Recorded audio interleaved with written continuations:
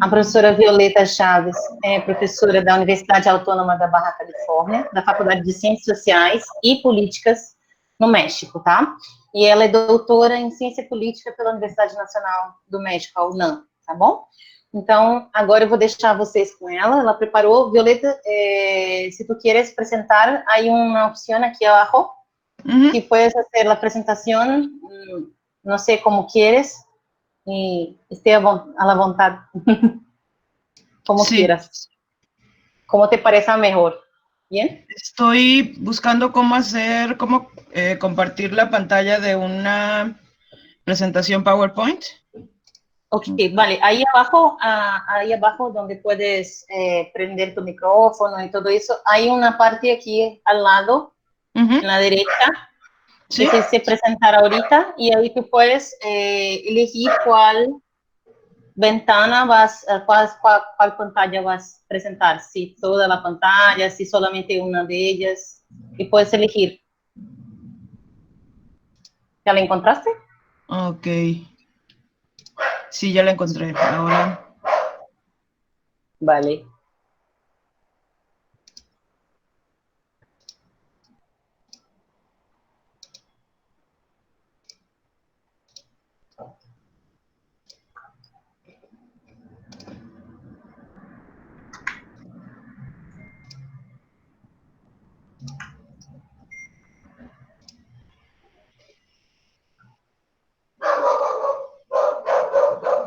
Perdón por el ruido, ¿eh?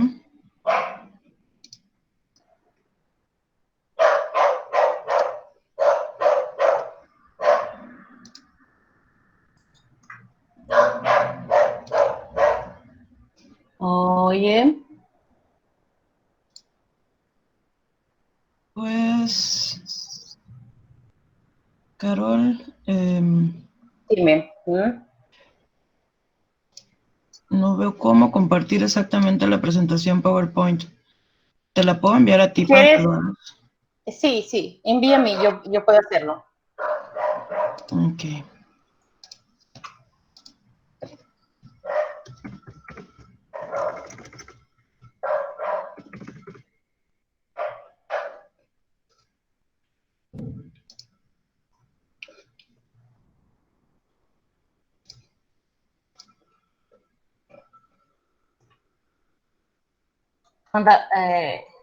¿Enviaste mi correo? Ya lo acabo de Vale. mandar, ¿eh? Vale. ¿La ves?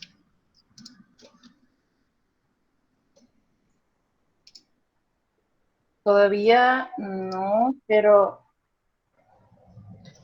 Puedo empezar despacio y tú me vas diciendo si la ves o si te la envío a otro correo. Vale. La envié a mi correo personal. Sí. ¿Verdad? Vale. Sí, de Gmail. Ok.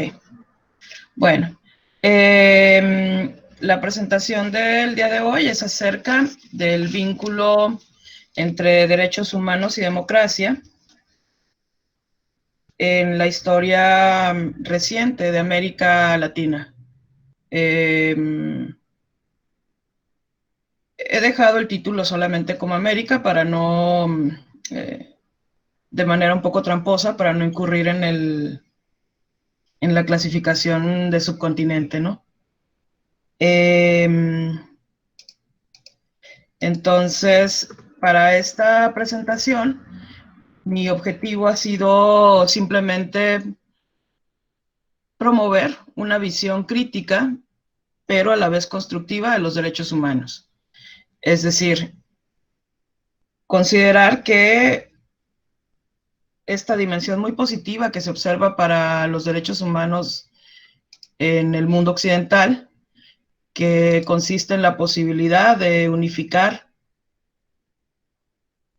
criterios de respeto y generar un mínimo común para evitar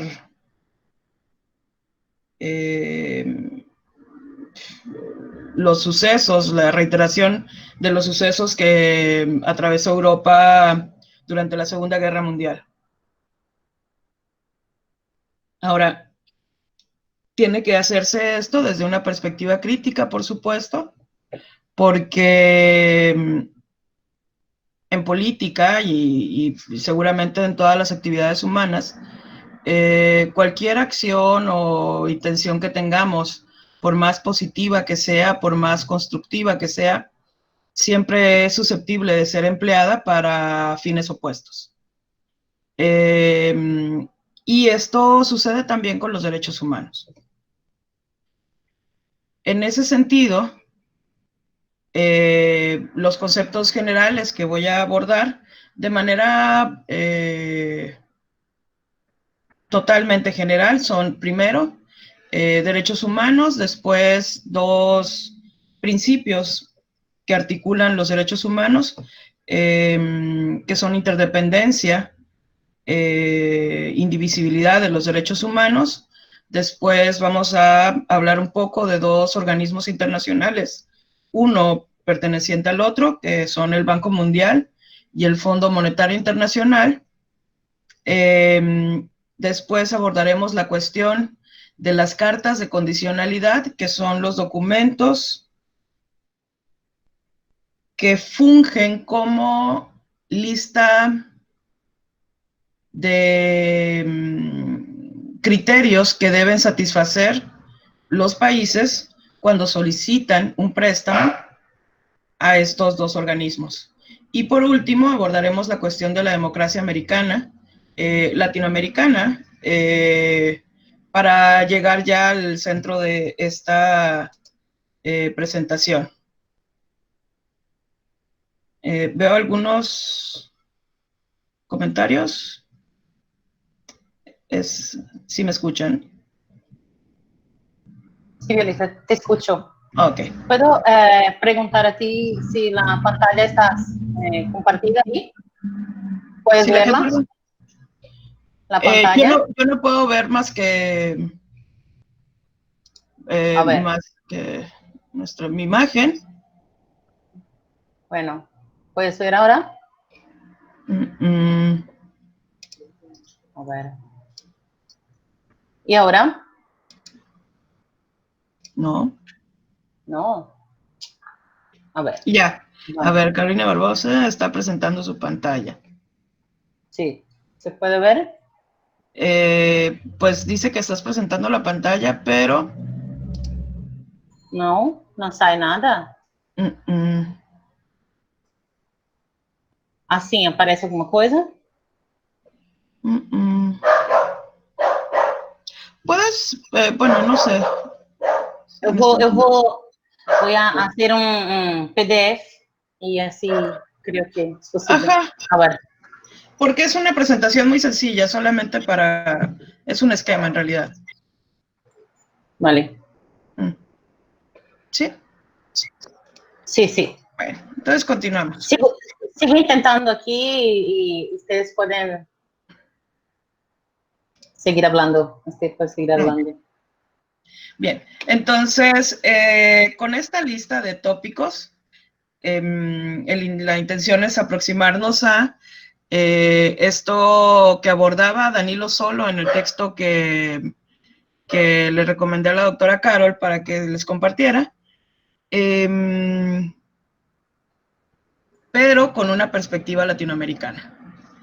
Entonces, para empezar, tenemos la historia propia de la Carta de Derechos Humanos como un producto de la Segunda Guerra Mundial, de todos los acontecimientos en los que se sumerge Europa a partir de una nueva forma de gobierno llamada totalitarismo, o a la que se ha denominado totalitarismo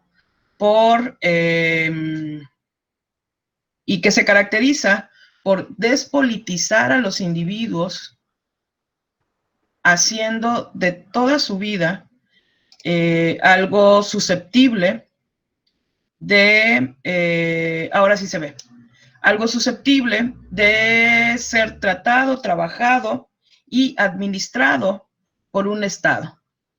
Podemos ir a la tercera diapositiva, Carol, por favor.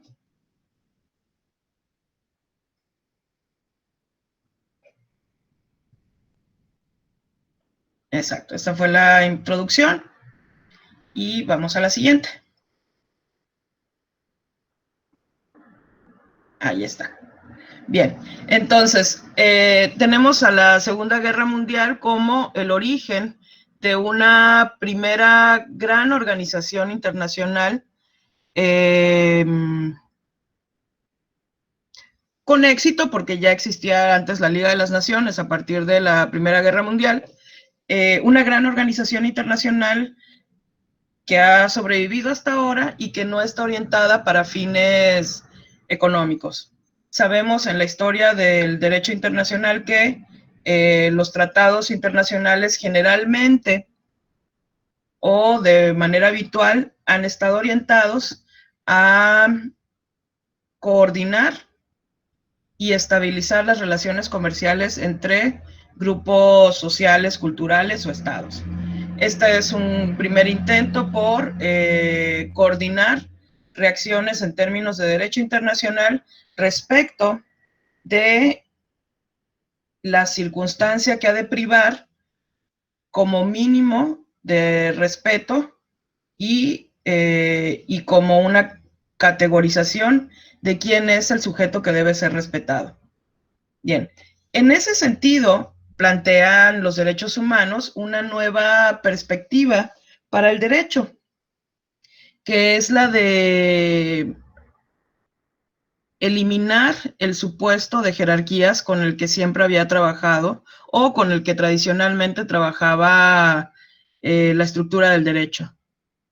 A eso es a lo que llamamos en derechos humanos principios de los derechos humanos. Son varios. Acá he traído a colación solamente 2. ¿Está bien el ritmo con el que estoy hablando? Disculpen.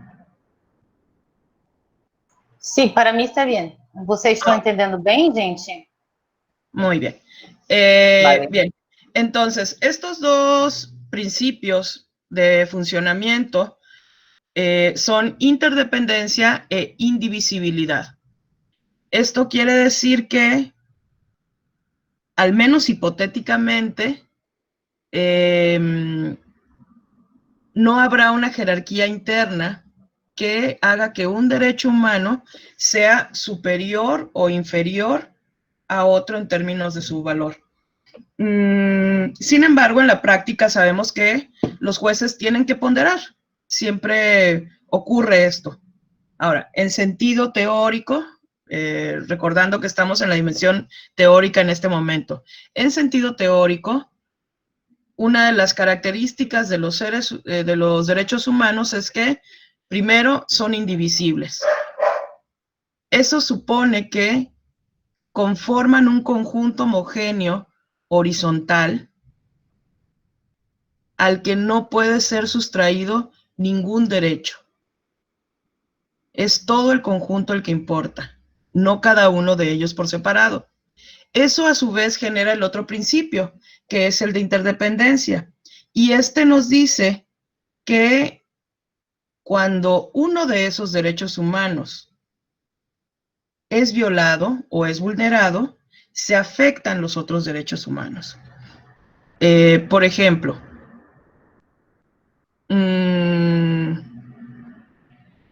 el derecho a la educación es un derecho humano que va tomando una expresión concreta en cada estado, porque en el caso de, por ejemplo, el Estado mexicano, considera que la educación obligatoria es aquella que se cumple hasta el nivel medio superior, mientras que otros estados solamente consideran el básico.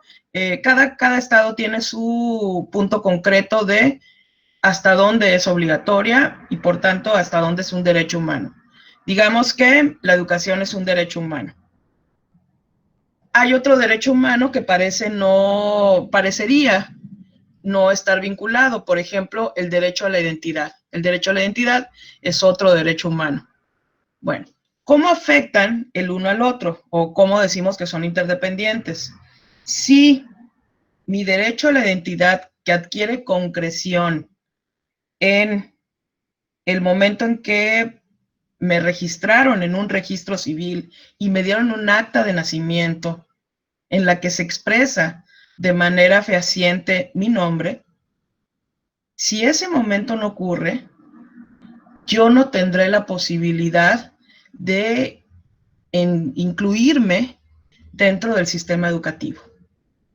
No habrá un documento que se emita con mi nombre diciendo que yo cursé esos estudios y que por tanto tengo derecho a continuarlos en el siguiente nivel.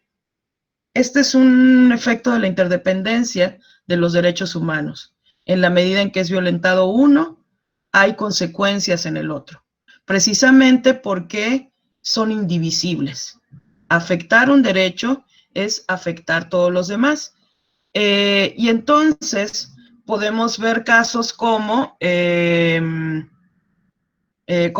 que les comentaba, que puede parecer muy sencillo, y otros casos que son mucho más dramáticos, ¿no? Un derecho humano es el derecho de acceso a una vida en un entorno ambiental saludable.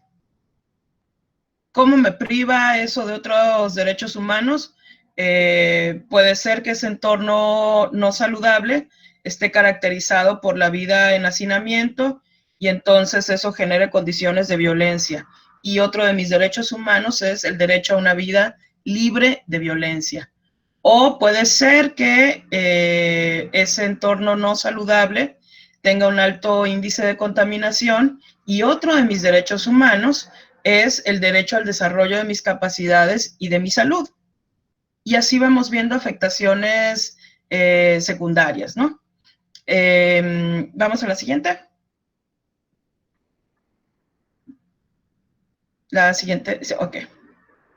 Bueno, teniendo esta cuestión en consideración, es decir, la parte histórica de la Segunda Guerra Mundial como origen de los derechos humanos, la creación de Naciones Unidas, la dimensión teórica de los derechos humanos en la que los principios subyacentes están vinculados con la ausencia de jerarquía entre los derechos, también tenemos una dimensión material concreta de ese mismo periodo histórico. Y es que al terminar la Segunda Guerra Mundial, la mayor parte de Europa estaba destruida. Además de que los recursos que habían sido generados por los aliados para luchar contra esta guerra no se agotaron en el momento. Lo que se produce en el 44 son los denominados acuerdos de Bretton Woods. A la par que se está generando el esquema de Naciones Unidas, se le está solidificando como un organismo internacional de derecho, también se está consolidando un organismo internacional de financiamiento a través de estos denominados acuerdos de Bretton Woods, en los que intervienen los países aliados sobre todo, y que generan este sistema financiero para promover la asistencia y la reconstrucción como uno de sus objetivos iniciales, la reconstrucción de Europa. Y después, cuando Europa está suficientemente reconstruida, acuérdense que esto es del 44, los acuerdos de Bretton Woods, aunque entra en vigencia tanto el Banco Mundial y el Fondo Monetario Internacional entran en funcionamiento hasta el 45 y el 47, si no mal recuerdo. Por supuesto que unos 20 años después, Europa se ha estabilizado económicamente, ha logrado reconstruir su infraestructura, su dimensión urbana, y sin embargo, tanto Banco Mundial como Fondo Monetario Internacional siguen existiendo, y la bolsa, el capital que han reunido gracias a las cuotas y los préstamos que han generado, pues sigue allí. Entonces, lo que se hace es ampliar su mercado prácticamente, hacia algo que consideramos o que consideran los internacionalistas asistencia para el desarrollo. Y entonces nace adquiere fuerza esta perspectiva de las relaciones internacionales, que es la cooperación internacional para el desarrollo. Ahora, estos organismos internacionales de financiamiento, en el caso de los países que en ese momento se catalogaban como subdesarrollados, ahora tenemos otras denominaciones. Les llamamos de renta media o de renta baja. En ese momento se llamaban subdesarrollados. Era la denominación que adquirían. Tenían prácticamente funcionan como un banco, proporcionando financiamiento, asistencia económica y asistencia técnica. El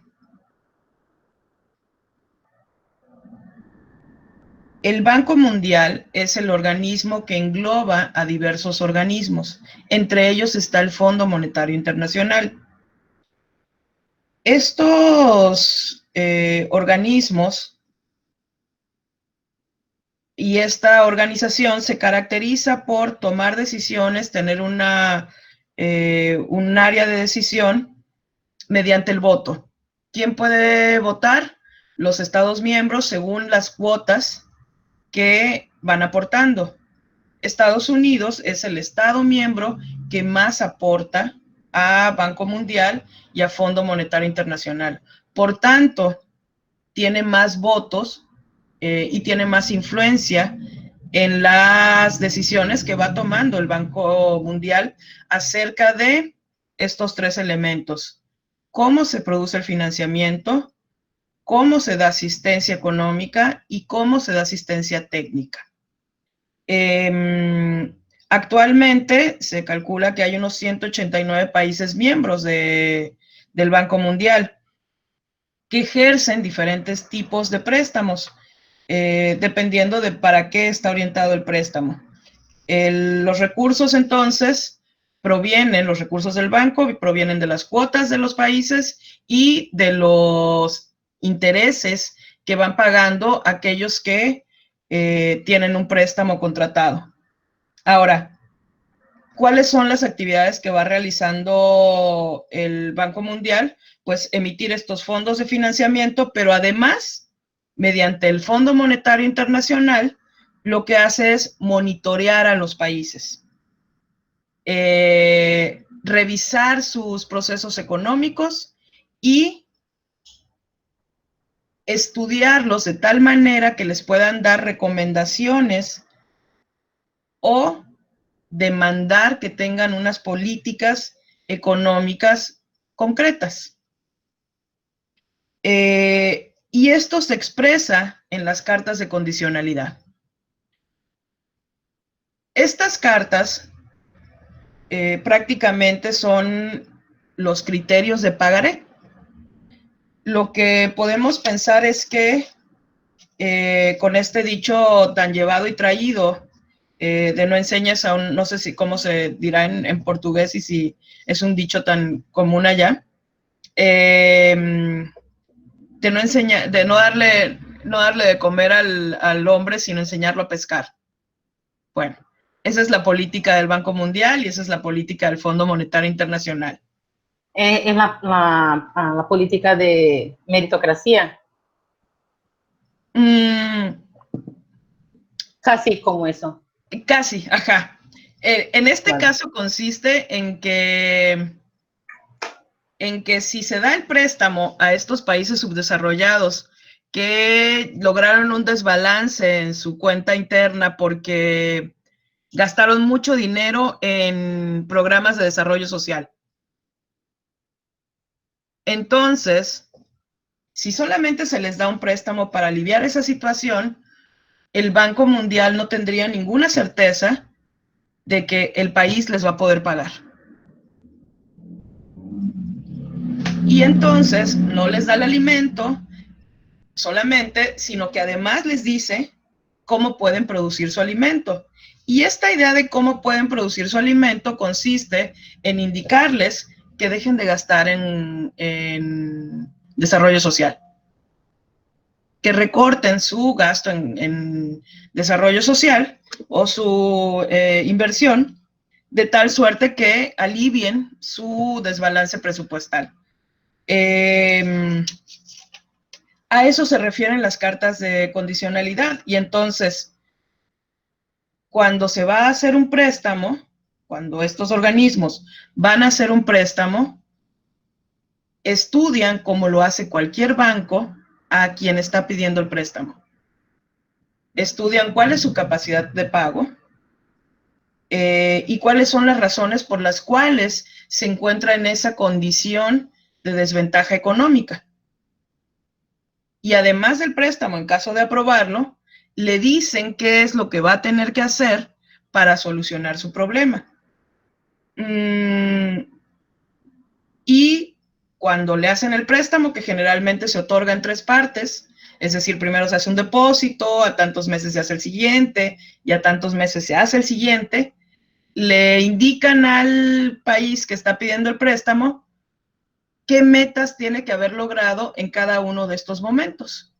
Si el país decide aceptar el préstamo, bajo esas condiciones, firma la solicitud y se esfuerza por ir logrando alcanzar esas metas. Por eso son cartas de condicionalidad. Son condiciones que el banco pone para dar el préstamo. Es como si nosotros como individuos vamos a pedir un préstamo porque vi por ahí una pregunta. Si quieres me la explicas en un momento, Carol. ¿Cuáles son las condiciones? No sé, llegamos a pedir un préstamo porque alguien de nuestra familia se enfermó y tenemos que pedirle dinero prestado al banco. Entonces el banco nos dice, sí te voy a prestar, pero de ahora en adelante vas a tener que poner a tu familiar a dieta para que ya no se vuelva a enfermar. Si la próxima vez te voy a prestar 10 pesos y para cuando te dé 5 necesito que haya bajado 3 kilos. Y para cuando te complete los 10 pesos, necesito que haya bajado 6 kilos. Más o menos es, digamos, de manera análoga y un poco simplista, es lo que sucede con los países.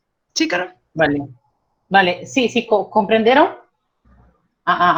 O exemplo que ela está falando, gente, vocês conseguiram compreender? Que existem condicionamentos que são feitos aos estados, nessas cartas de condicionamento, tem toda uma avaliação pelo país que está pedindo empréstimo, e eles fazem recomendações, né? Recomendações de redução de gastos, especialmente com gastos relacionados a direitos sociais. Ficou bem claro isso para vocês? E cada vez que vai ser solicitado um novo empréstimo, você tem que ter batido a meta anterior, fixada no contrato anterior, de redução de gastos, para poder o banco emprestar novamente. Ok? Essa pergunta do Paulo Pereira, vocês anotem, pessoal da comunicação, para a gente fazer no final. Si puedes seguir, Violeta. Ok. Bueno, entonces, con estas cartas de condicionalidad, se aseguran 2 cosas. Que se va a corregir el problema al interior del Estado que pide dinero prestado y que el dinero que el banco está prestando le va a ser devuelto. Aquí pasan 2 cosas. Hasta más o menos 1980, las condicionalidades que imponían tanto el Banco Mundial como el Fondo Monetario Internacional eran del área macroeconómica y entonces involucraban Producto Interno Bruto, que es un índice general. Sin embargo, más o menos en los 50s o 60s, claro, todos los países hemos tenido nuestras experiencias con el Banco Mundial, ¿verdad?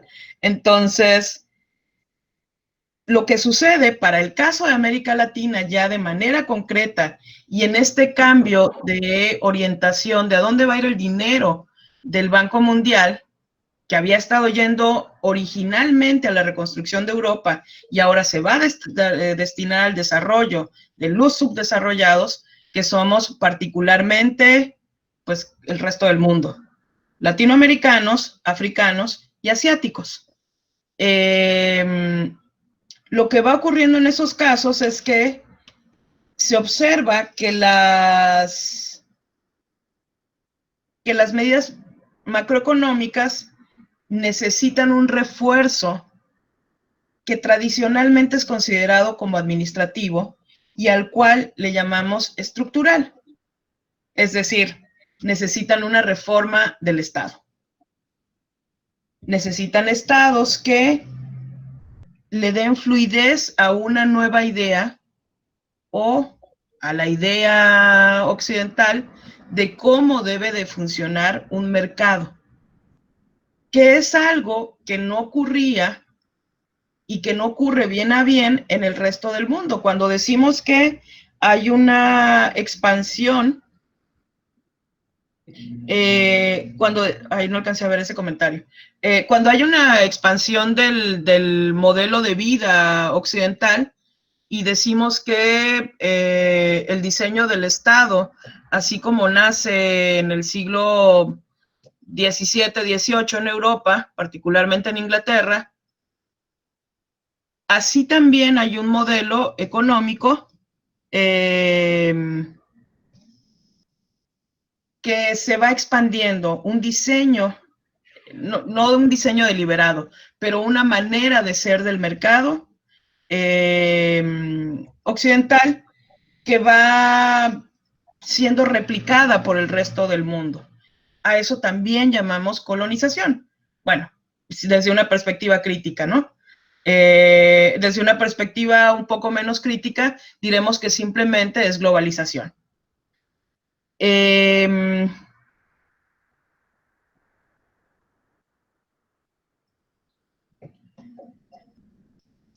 A ver.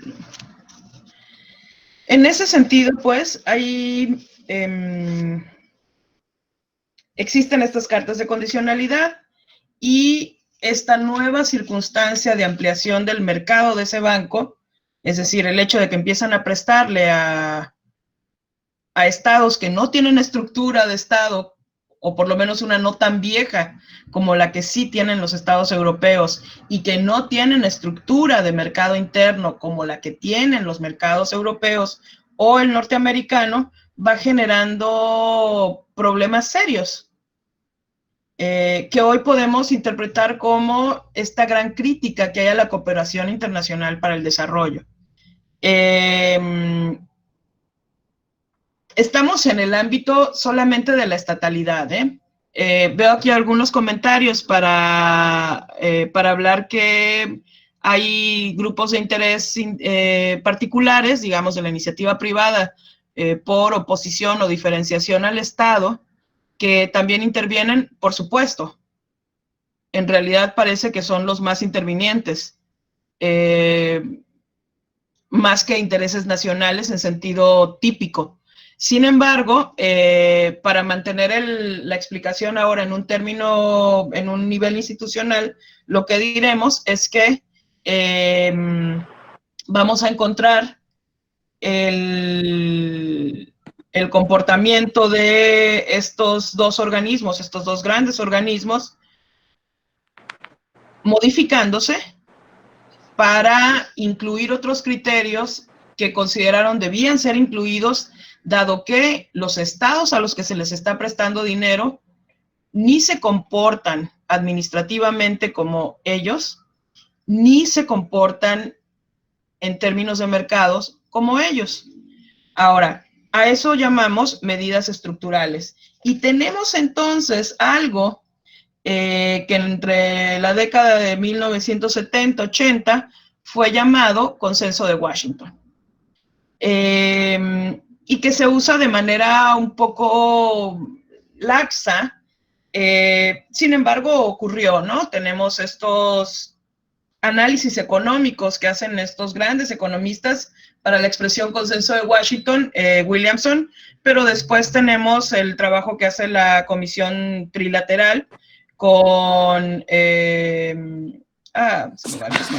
bueno, entre ellos Fukuyama, ¿no? Crozier, Fukuyama y otra persona que no recuerdo el nombre, que van tratando de vincular la cuestión de la forma del Estado con la forma del mercado y dando recomendaciones acerca de cuál debe de ser la interacción entre estos dos elementos, de manera tal que estos estados subdesarrollados pasen a ser confiables para el Banco Mundial en términos de que no se van a volver problemas más graves a futuro. Es decir, no van a poner en riesgo la estabilidad del mundo desarrollado y además van a pagar lo que deben. ¿Eso qué hace? Que haya una exigencia o una demanda o un endurecimiento de las cartas de condicionalidad. Y estas cartas de condicionalidad empiezan a incluir no solamente la estabilización macroeconómica, sino la liberalización económica de los mercados y la reducción o la contracción del propio Estado para permitir la expansión de las fuerzas de mercado. Y esa es prácticamente la fórmula inicial para el desarrollo. Por eso la cuestión del desarrollo es tan criticada en sentido global. La palabra desarrollo puede tener una beta muy positiva, muy constructiva, porque supone que tiene la intención de que los individuos logren desarrollar una vida plena, tanto como las comunidades. Sin embargo, ya en términos de, en su dimensión política más global, la cuestión del desarrollo se corresponde históricamente con este consenso de Washington y esta serie de medidas con las cuales este Occidente pretende ajustar y dictar una fórmula para el desarrollo. Esta fórmula para el desarrollo se sostiene en una relación entre el Estado y el mercado.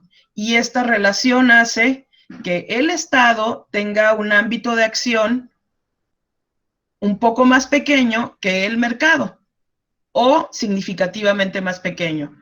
¿Cuál es el problema allí? Probablemente para naciones muy altamente industrializadas, suponiendo sin conceder que para naciones muy industrializadas esto no sería un problema, esto sí es un problema para Latinoamérica, para África y para Asia. Debemos observar que Latinoamérica viene de una larga tradición en la que se han ido consolidando las oligarquías que hereda el proceso colonial, que África apenas está descolonizándose. África logra empezar sus procesos de emancipación precisamente y gracias a que Europa se debilitó tanto en la Segunda Guerra Mundial. Gastaron tantos recursos y perdieron tanta energía que no tuvieron fuerzas para seguir controlando de manera estricta la región africana. Y entonces vemos todo ese proceso de descolonización en los 50, 60, iniciando por el Magreb, ¿no? Por esta costa del sur del Mediterráneo, norte de África. Ahora, y además tenemos la parte asiática en la que lo que veíamos eran nuevos estados que no habían pasado el proceso de centralización del poder típico de la formación del Estado occidental, es decir, de secularización, y que estaban en condiciones todavía de un excesivo trabajo agrícola. Todas estas circunstancias de nacimiento de los estados en estas regiones del mundo hacen que estas medidas resulten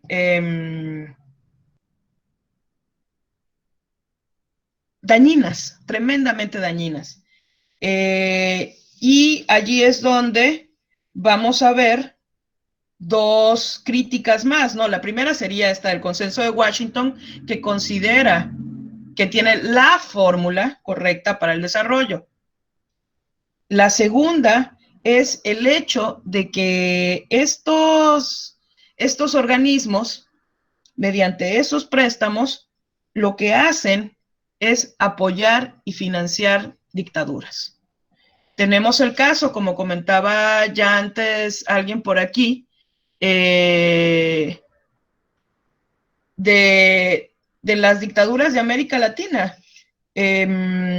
Sabemos muy bien que Banco Mundial y Fondo Monetario Internacional pagaron o dieron préstamos al Chile de Pinochet, a Uruguay, Argentina, Paraguay, o promovieron la cooperación para el desarrollo en Guatemala, que produjo este genocidio de Montt. Son estos los efectos concretos, ¿no? A nivel teórico encontramos esta gran definición de los economistas acerca de cómo lograr el desarrollo a través de medidas estructurales, es decir, que abarquen tanto al mercado como al Estado, contrayendo al Estado y ampliando al mercado, y al mismo tiempo, ya en los hechos, lo que nos vamos a encontrar es el financiamiento que esto significó, dado el momento histórico en que se encuentra cada uno de esos países, el financiamiento que esto implicó para la dictadura y en muchos casos para el genocidio. La tercera crítica, particularmente esto ocurre o se suele señalar sobre todo en América Latina y en África. Sin embargo, también ocurre en Asia. A pesar de que Asia tiene una influencia allí un poco de geopolítica y geoestratégica, dada por la polarización del mundo en ese momento. Acuérdense que estábamos en una circunstancia de dos polos políticos entre la URSS, eso hasta el 89, y los Estados Unidos. Por lo menos hasta los 80s, 90s, existían esos dos polos y habían evitado la cooptación de Asia en cierta medida. Mientras que en el caso de África y América Latina, la presencia del Fondo Monetario Internacional y del Banco Mundial eran definitivamente fuertes.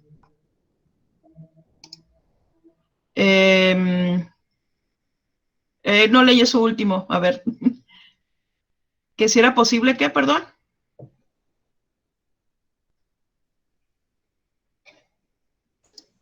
¿Qué pasa? ¿Quieres leer las preguntas? A ver. La tercera crítica, sí. La tercera crítica, todavía no la digo, pero la tercera crítica tiene que ver con los problemas sobre medio ambiente y alimentación. Tenemos tres críticas. La primera es el Consenso de Washington como fórmula para el desarrollo. La segunda crítica es el financiamiento a la dictadura militar, generalmente, que realiza este Banco Mundial, sobre todo en América Latina y en África. Y la tercera crítica que se hace es las nocivas políticas sobre medio ambiente y alimentación que se promueven. Sobre esto, supongo que ustedes tendrán mucha claridad o mucha más que yo, y es precisamente que la ampliación de los mercados, la perspectiva productiva propia de la industrialización en estados no industrializados hace o exacerba el cultivo intensivo. Lo que vamos a encontrar es intensivismo y monocultivo, extraccionismo. Todos estos tres elementos, el intensivismo, el monocultivo y el extraccionismo, tienen un impacto social significativo, no solamente sobre los entornos naturales, esto es, no solamente se deteriora las condiciones medioambientales de estos países que reciben los préstamos, sino que hay un efecto social. Este efecto social es múltiple y, aunque suene dramático, atroz. ¿Por qué? Porque involucra a diversas comunidades que no habían estado integradas al proceso histórico de nacimiento y desarrollo del Estado en términos de unificación nacional, porque cambia las maneras de concebir la vida como producción para la subsistencia a producción para el mercado, a generación de ganancia, y porque modifica las condiciones alimentarias también de los individuos, lo cual significa que modifica su cultura. Antropológicamente sabemos que aquello que somos tiene que ver mucho con aquello que comemos y cómo lo comemos.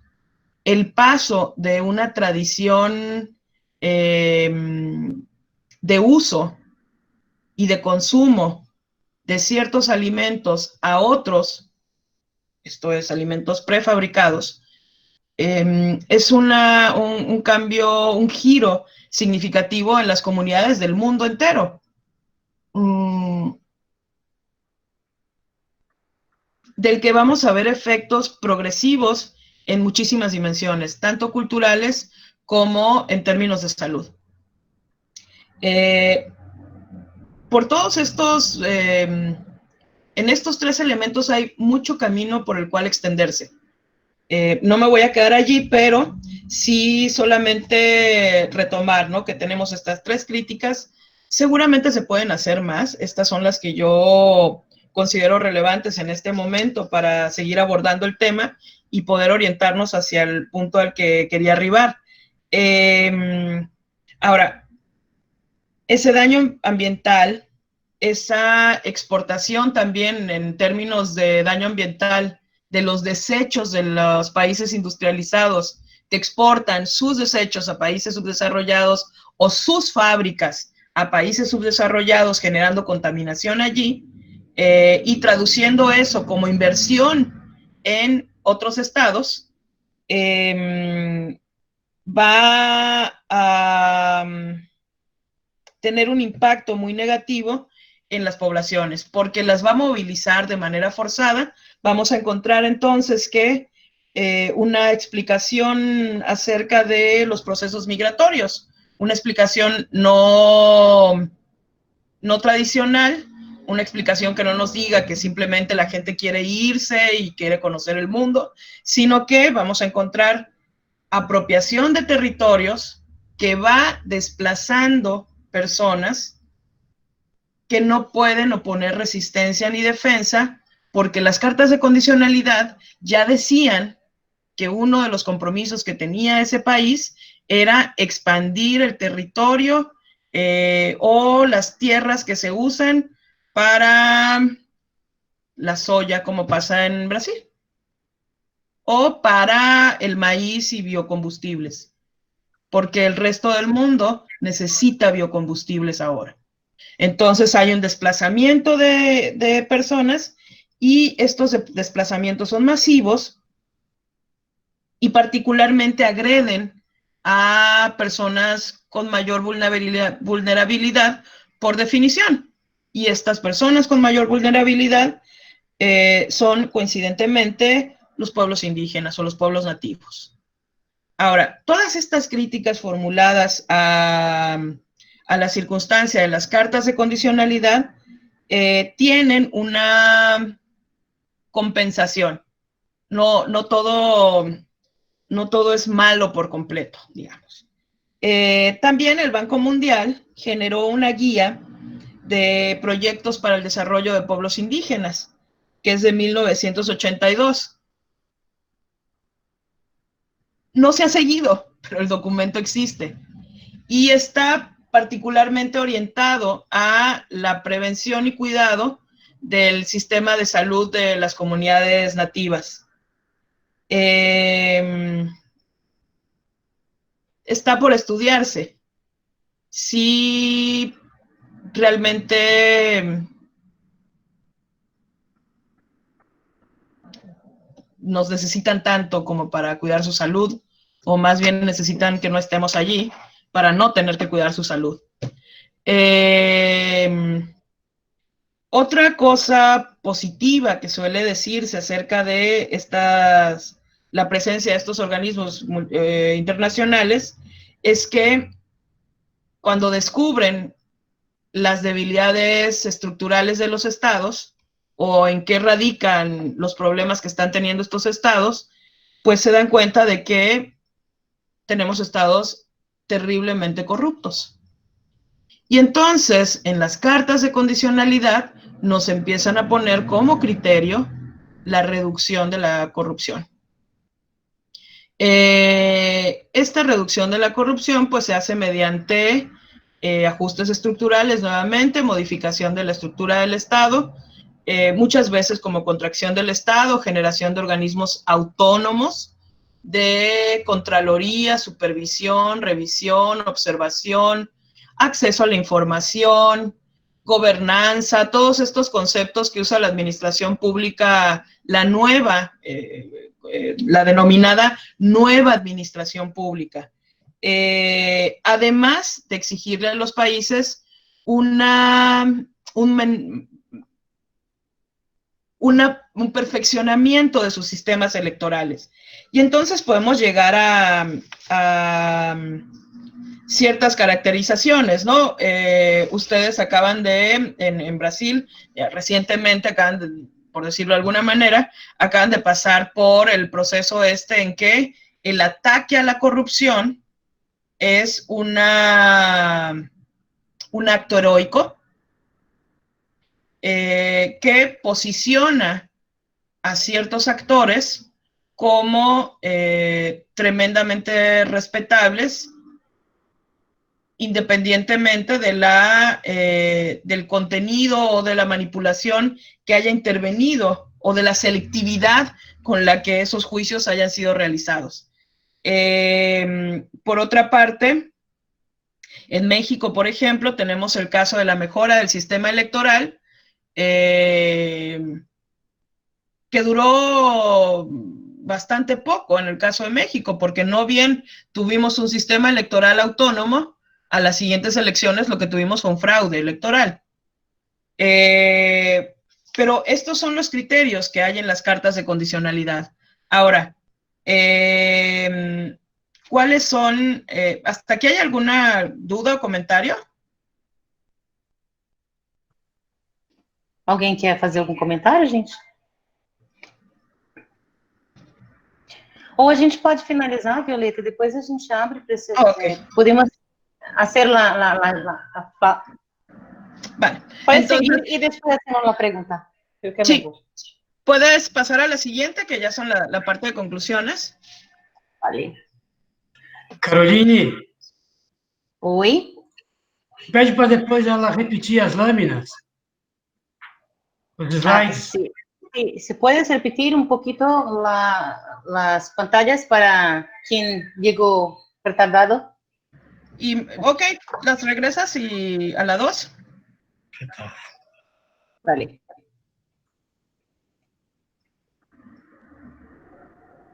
Si quieres, puedo empezar los slides. Ok. Bueno, decía desde el inicio al inicio de la presentación que el objetivo para la conversación es tener una visión crítica y a la vez constructiva de los derechos humanos en su vínculo con la democracia. Y entonces, los conceptos generales que he ido abordando son, primero, derechos humanos en términos históricos, ya en términos teóricos, los principios de los derechos humanos, interdependencia e indivisibilidad. Después, un organismo internacional que nace con las Naciones Unidas, pero orientado al financiamiento, que es el Banco Mundial, y uno de sus mecanismos o criterios que emplea para asegurarse de que los préstamos que otorga sean pagados, que son las cartas de condicionalidad. Y por último, la cuestión de la democracia en América Latina como una circunstancia, como se ensamblan estas dos cuestiones históricas. La circunstancia política de América Latina con las características de diseño que tiene la idea de desarrollo para estos organismos internacionales. Entonces, en términos de derechos humanos, sabemos que esta carta nace a raíz de la Segunda Guerra Mundial y que tiene como una de sus características principales la ausencia de jerarquía entre los derechos humanos, la horizontalidad de los mismos. Esto hace que los derechos humanos se piensen como un bloque indivisible, es decir, que cuando se afecta un derecho humano, se afectan todos los demás. Y este es un supuesto con el que incluso se llega a litigar. Perdón. A la par que son creadas, que es creado este organismo de Naciones Unidas, también ocurren los acuerdos de Bretton Woods, estos en 1944, como una asamblea prácticamente de los estados aliados en una revisión de cómo va a reconstruirse Europa. Se organizan entonces cuotas, aportaciones de los países para la reconstrucción de Europa. Y se da cierta asistencia a esa reconstrucción. Y estos recursos son recibidos como préstamos. Una vez que los estados retornan esos recursos, el organismo sigue existiendo. El Fondo Monetario Internacional y el Banco Mundial siguen existiendo. El Fondo Monetario Internacional ahora es parte del Banco Mundial. Y el dinero está allí y se decide que ahora ese dinero, esa bolsa, va a ser empleada para que otros países en desventaja, es decir, subdesarrollados, accedan al desarrollo que están viviendo los países europeos y Occidente en general. Y entonces podemos ver 2 o 3 periodos en la historia de los organismos internacionales de financiamiento. Primero, la reconstrucción de Europa, más o menos hasta 1960. Después, el desarrollo del resto del mundo.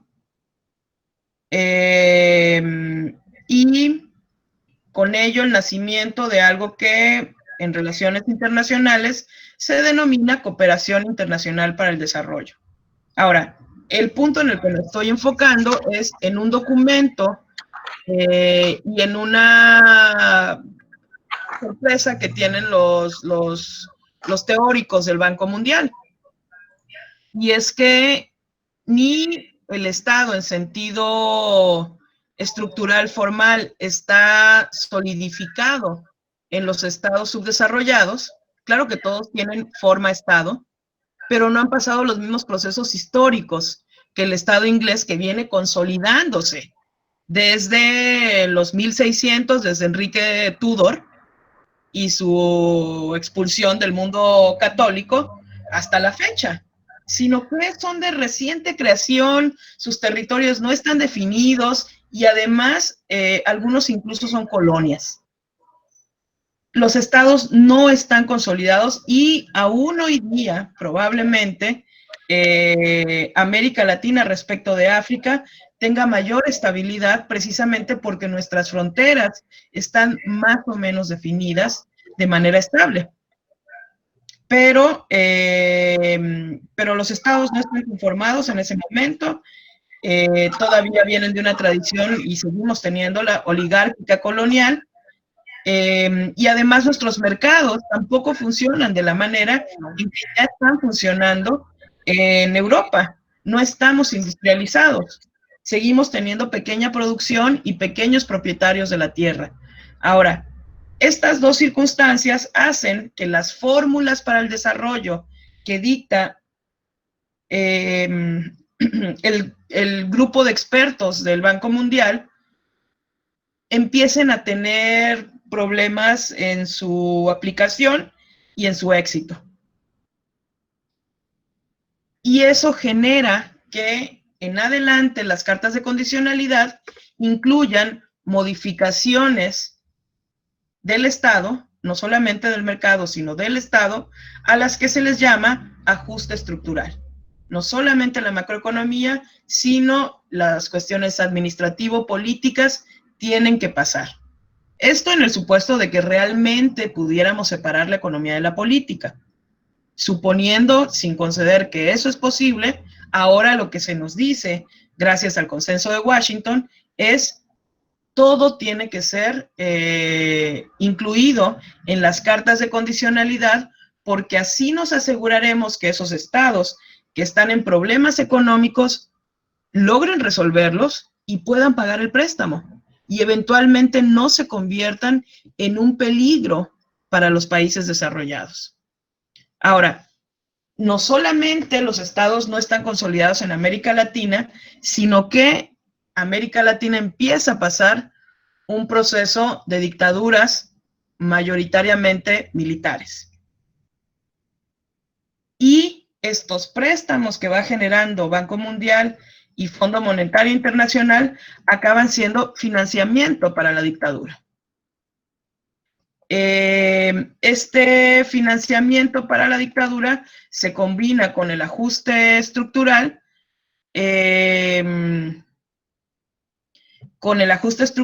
y va generando efectos negativos de manera expansiva. Y ahí es donde entramos a las últimas consideraciones. La primera es la definición de la democracia. Tenemos una definición muy general de democracia, que viene más o menos dicha en el artículo de Solow que les compartí. Cuando habla Danilo Solow acerca de la democracia como una ideología en decaída, algo así dice, lo que hace es definir qué es democracia. En ciencia política, una definición elemental de democracia es aquella manera o régimen político en que la mayor parte de los ciudadanos participa de la construcción de la ley. Es decir, aquella forma de organizarnos social y públicamente en la cual las leyes que nos afectan son decididas y procesadas por aquellos que van a ser afectados.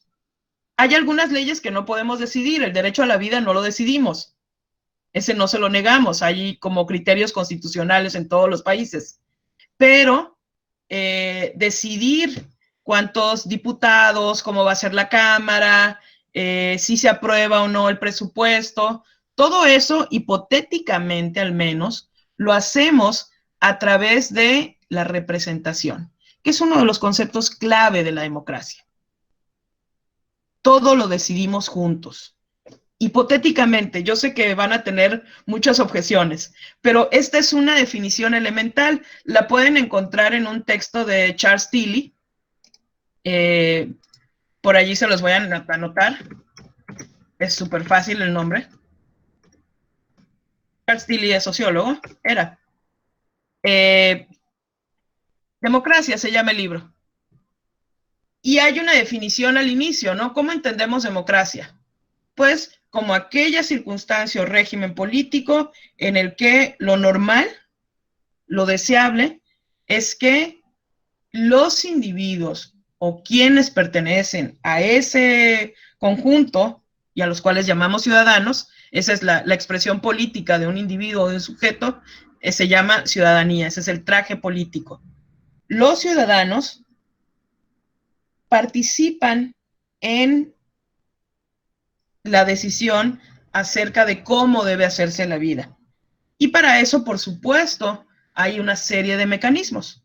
Estos mecanismos tienen que ver con la existencia de partidos políticos, sistemas electorales, sistemas plebiscitarios, participación política directa, referéndum, plebiscito, este tipo de cuestiones que pueden sonar más administrativas, pero que son la expresión concreta, fáctica, de aquello que es una idea.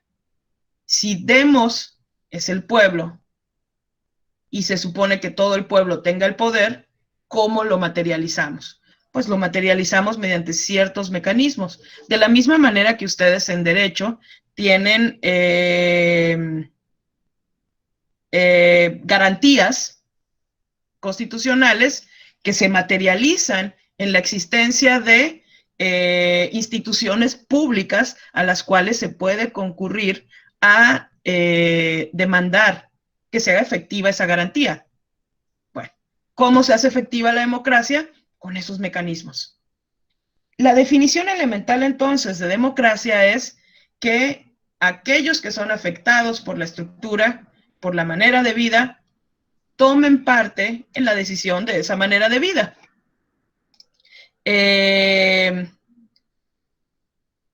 Lo que vemos, sin embargo, es, bueno, a partir de eso, en ciencia política lo que se hace es tratar de medir la democracia. Siempre tratamos de medir cosas para tener una idea de cómo por dónde vamos. Y una de las mediciones más referidas es la que hace Freedom House. Hace un índice global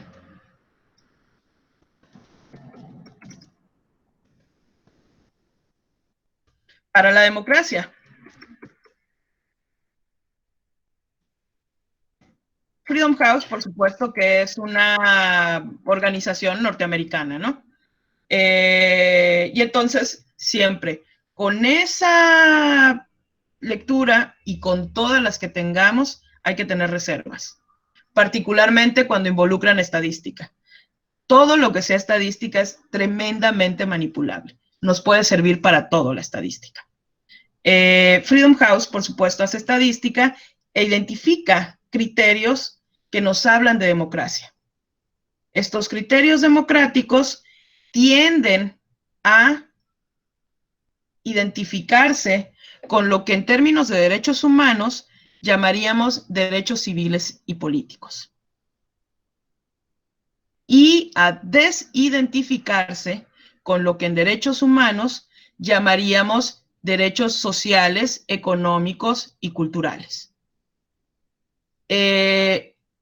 Aún así, aún siendo tan selectivos cuando medimos democracia, lo que observamos a nivel global, según Freedom House, es un proceso de reducción de la democracia a nivel global. Vamos a ver en la estadística global de la democracia que durante los últimos 15 años hay un deceso. No es una curva, no es una pendiente muy inclinada, pero sí vamos a encontrar que hay un deceso. Que puede estar vinculado con el hecho de que ahora Freedom House está midiendo otras cosas. También eso tiene que observarse. En ese sentido, y esa es la razón por la que mandaba el texto de Danilo Solo, lo que vamos a encontrar es que si es cierto, vamos a encontrar dos problemas. Si es cierto que los derechos humanos son indivisibles e interdependientes, es un absurdo sostener que la expansión del modelo o régimen de los derechos humanos a nivel global se pueda medir solamente a través de derechos civiles y políticos.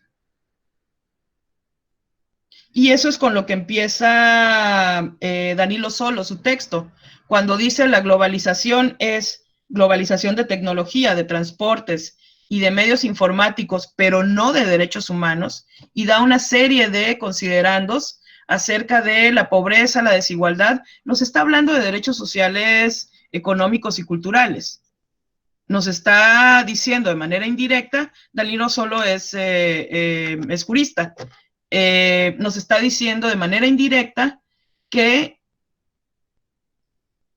el principio básico de los derechos humanos, uno de los principios básicos de los derechos humanos, que es la ausencia de jerarquía entre los derechos, es algo terriblemente irrespetado. No puede ser que un derecho político, que es un sistema electoral eficiente, sea más relevante que el derecho humano a la alimentación. Déjenme leer este comentario.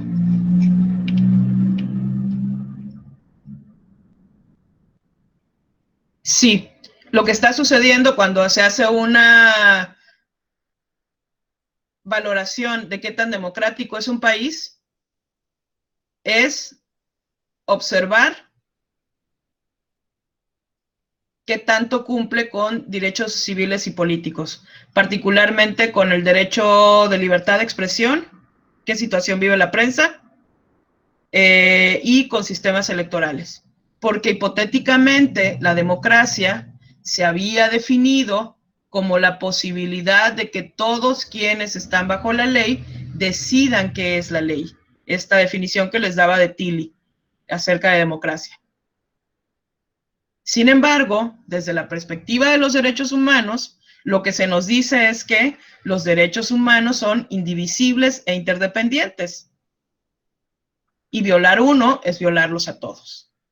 La segunda cuestión, entonces, ya tiene que ver con una, digamos, allí encontramos regresándome, perdón, encontramos esta inestabilidad y, por tanto, medidas contrademocráticas promocionadas a partir de las cartas de condicionalidad. Si democracia en sentido pleno supone la ampliación del régimen de derechos humanos,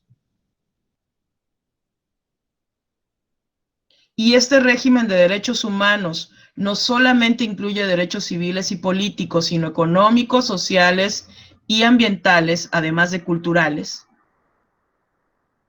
lo que estamos encontrando en las cartas de condicionalidad y en las exigencias acerca de la manera en que debe estructurarse el Estado y generarse el mercado interno, sobre todo en términos productivos, está violentando este segundo conjunto de derechos humanos. Pero además a esto se agrega una violación, allí sí, a una vulneración al principio dogmático de la democracia, al principio que tiene que ver con la soberanía. Esto es,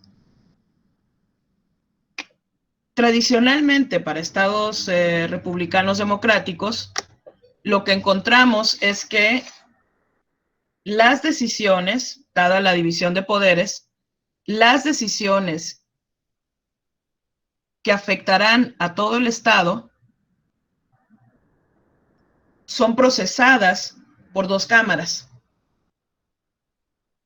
No por el Ejecutivo, sino por dos cámaras. Este poder legislativo hipotéticamente representa al pueblo. Es la expresión abreviada de un pueblo soberano. Cuando un presidente, cuando un ejecutivo solicita un préstamo al Banco Mundial o al Fondo Monetario Internacional, comprometiéndose a que el sistema de producción de energía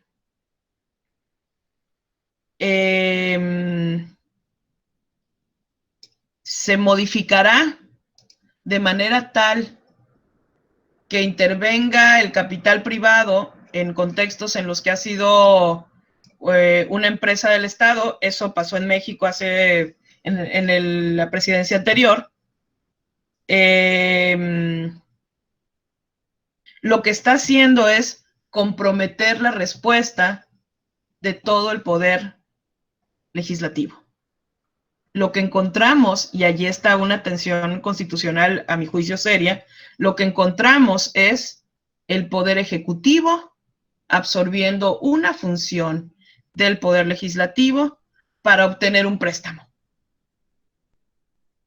Eso es lo que hacen las cartas de condicionalidad y eso es lo que vamos a encontrar de manera recurrente en las cartas de condicionalidad.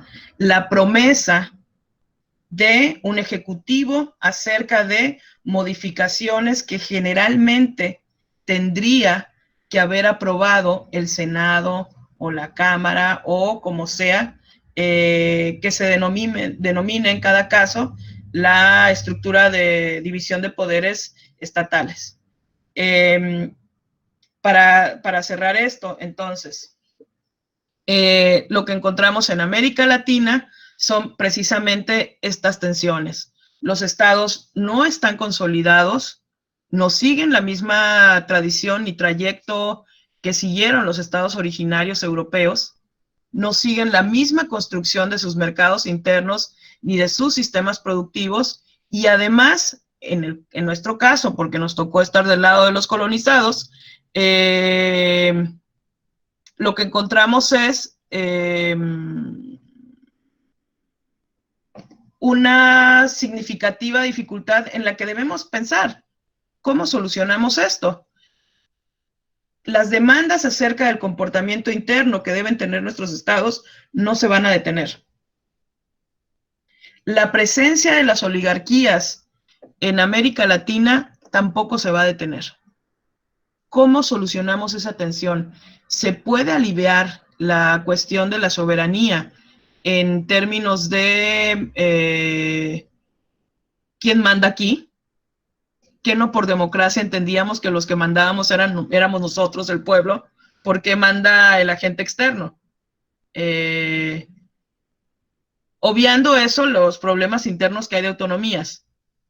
Y por otra parte, ¿hasta dónde decimos, como comenta y pregunta Marcineusa Santos, hasta dónde decimos que hay democracia? Yo personalmente, no es mi percepción, yo personalmente diría que lo mejor es tratar de matizar. Esto es, no creo yo personalmente que la política salve a la humanidad de algo. Creo que la política es una estrategia para ir construyendo constantemente. La política, cierta forma de política, por supuesto. Considero el valor de la democracia como algo elevado, pero no conferirle toda la fe. No por eso se debe de dejar de pensar y de analizar los procesos. No nos va a salvar, pero es lo que hay. Y quizá remontarnos un poco a la manera en que reaccionaba Aristóteles a esto, pues es lo menos peor. De todas las formas posibles de gobierno, esta parece ser la menos peor. Como una aspiración, suena razonable.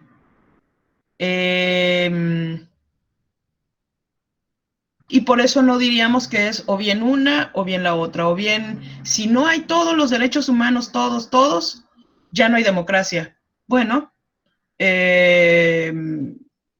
aun cuando no viviésemos en democracia y fuese este otro régimen político, sabemos que el derecho en su base tiene la idea de acusar lo que no existe. Y es una advertencia, ¿no? El derecho escrito acerca de qué sucede cuando esto se vulnere, porque de hecho se va a vulnerar.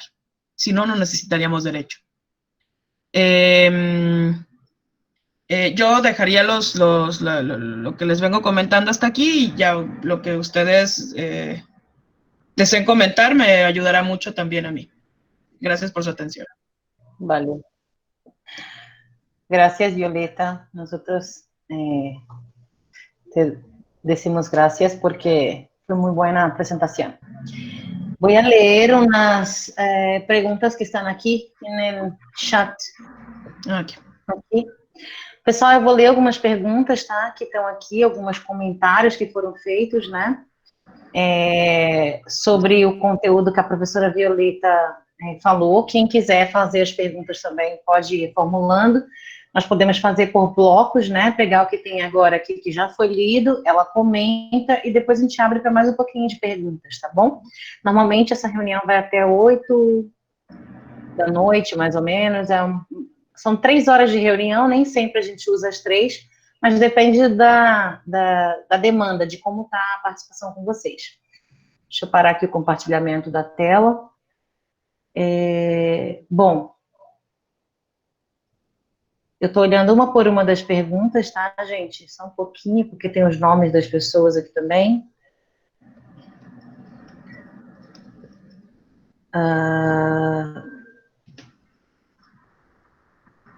Bastante gente. Paulo Pereira fez uma pergunta para a professora Violeta, né? Qual o choque existente entre as recomendações das cartas de condicionalidade do FMI e as recomendações de desenvolvimento econômico da CEPAL? Um exemplo disso foi alguns países latino-americanos entre a década de 1980 a 1990. ¿Sí puedes comprender, Violeta? Sí. Suele haber tensiones entre estos dos organismos, a pesar de que tienen cierto vínculo.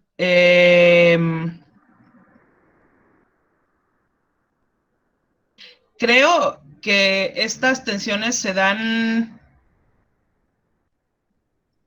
gracias a cierta orientación que tienen los actores y los analistas. Por una parte, lo que sucede en Fondo Monetario Internacional generalmente tenía que ver con personas que desconocían el mundo, la experiencia vital del mundo subdesarrollado. Y por eso encontramos, por ejemplo, las nuevas reacciones, por llamarlas nuevas, como la de Joseph Stiglitz, ¿no? Que pudo ser director del Banco Mundial y dar recomendaciones que ciertamente afectaron mucho al mundo subdesarrollado, y que hoy lo podemos leer con unas perspectivas muy críticas, ahora que conoce un poco más el mundo subdesarrollado. De la misma manera, encontramos en CEPAL economistas que no han sido formados exclusivamente en las universidades norteamericanas, y entonces tienen otras perspectivas y otra sensibilidad, francamente, acerca de lo social. Tienden a chocar estas dos instituciones, aunque nunca de manera dramática. Y por otra parte, aun cuando tienden a chocar, los del dinero son los del Banco Mundial.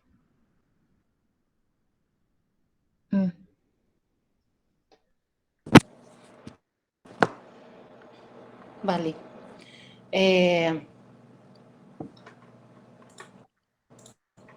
Eu creio que eu estou com problema.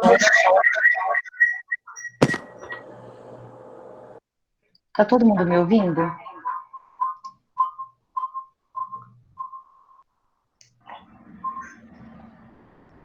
Ok, que eu não estou conseguindo ouvir direito, deu um problema, porque eu estou com 2 computadores ligados, porque teve um problema na aceitação das pessoas que estavam entrando. Bom, a pergunta do Paulo sobre a Paulo foi respondida. Eu estou procurando a próxima pergunta. Gessé Rodrigues dos Santos, ele comenta: Está claro, no caso brasileiro, tivemos recentemente a reforma da Previdência e a emenda constitucional que impôs o teto de gastos. Quer comentar, Violeta? No conozco las reformas, pero sí, Vale. sí entiendo, supongo a qué se refiere. Vale. Mm.